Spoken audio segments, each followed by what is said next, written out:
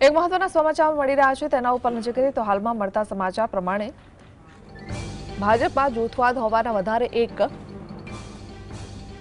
પુરાવો સામે આવ્યો છે। તો છોટાઉદેપુરમાં પાવી જેતપુરના ધારાસભ્ય જયંતિ રાઠવાનું નિવેદન સામે આવ્યું છે। સરકાર સંગઠનના કાર્યક્રમમાં કાર્યકરોને રોકવામાં આવે છે તેવું જયંતિ રાઠવાએ કહ્યું છે। તો કાર્યકરો કાર્યક્રમમાં ન આવે તેવું કેટલાક લોકો કરે છે।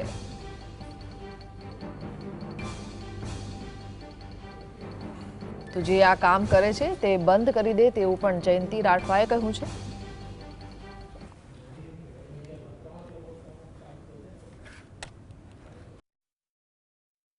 ત્યારે ઘણી વખત એ કાર્યક્રમ સારા થાય એમ કરીને આપણે સંગઠન સાથે કામ કરતા હોય, પરંતુ આડકતરી રીતે જનતા એકત્રિત ના થાય, ઓછી પબ્લિક એકત્રિત થાય એવા પ્રયત્નો પણ આપણા હોદ્દેદારો આદરે છે। એટલે સૌને મારી વિનંતી, એવો જ્યારે આખા રાજ્યના આદિવાસી વિસ્તારનો કાર્યક્રમ ની શરૂઆત આપણે આ જિલ્લામાંથી કરવાના છે, ત્યારે કોઈ પણ કાર્યકર્તા એવા પ્રકારનો ભાવ નહીં રાખે।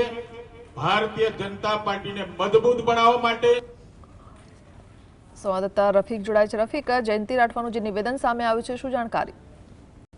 જે આપણે કહ્યું કે છોટાઉદેપુર ખાતે ગીતાબેન રાઠવા જે છે માજી સાંસદ, તેઓને પ્રદેશમાં ઉપપ્રમુખ બનાવવા હતા, તેઓનો સત્કાર સમારંભ કાર્યક્રમ રાખવામાં આવ્યો હતો અને જે કાર્યક્રમ જિલ્લા ભાજપ કાર્યાલય ખાતે રાખવામાં આવ્યો હતો, જિલ્લા ભાજપ કાર્યાલય ખાતે તમામ ધારાસભ્યો સાંસદો ઉપસ્થિત રહ્યા હતા અને સંગઠનના કાર્યકરો પણ ઉપસ્થિત રહ્યા હતા અને આગેવાનો પણ ઉપસ્થિત રહ્યા, જેમાં જયંતિભાઈ રાઠવા જોશી ભરાયા હતા અને તેઓએ જે કાર્યક્રમો સંગઠનો જે કાર્યક્રમો ભાજપના થાય છે તેમાં સંગઠનના લોકો સાથ આપતા નથી અને કાર્યક્રમમાં ઓછી ભીડ આવે તેવા પ્રયાસો કરવામાં આવે છે, જો આક્ષેપ સીધો પ્રવચનમાં લગાવ્યો હતો, જેનાથી ભાજપની છબી કઢાય છે। એટલે ભાજપમાં જૂથબંધી છે। છોટાઉદેપુર જિલ્લામાં ભાજપના બે ભાગ છે તે આના પરથી ફલિત થાય છે। જયંતિ રાઠવાએ જાહેરમાં પ્રવચનમાં જ ટકોર કરી હતી કે સંગઠનના માણસો ઓછો માણસ આવે તેવા પ્રયાસ કરે છે।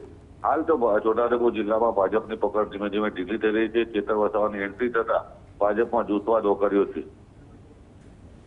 જી, આભાર।